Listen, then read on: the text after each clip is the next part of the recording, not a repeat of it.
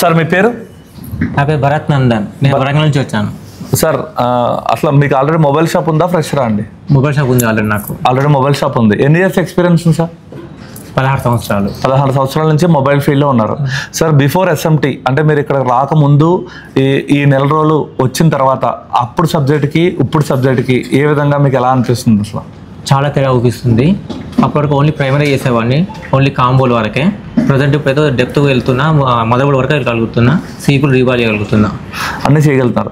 అంటే మొబైల్ రిపేరింగ్లో ఇంత డెప్త్ ఉంటుందని మీరు అనుకున్నారు? అసలు తెలియదు, అసలు ఐడియా లేదు, అంత తెలియదు. అంటే ఈ 16 ఇయర్స్ నుంచి మనం బేసిక్ ఏదైతే బేస్ ఏదైతే ఉందో అదే చేస్తాం అంతేనా? సో ఇక్కడ డయోడ్ మోడ్ గురించి కానీ లేదంటే వీటన్నిటి గురించి ముందు ఏమైనా ఐడియా ఉందా? ఏం ఐడియా లేదు అసలు. అలా ఐడియా లేదు. ఐసీ రీబాలింగ్ క్లియర్ గా వచ్చిందా సార్? క్లియర్ గా. ఇప్పుడు సిపి రీబాల్ చేయగలుగుతారా? సిపి రీబాల్ చేశాను కూడా.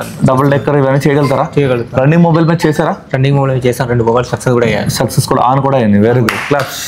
Okay sir. సార్ ఇప్పుడు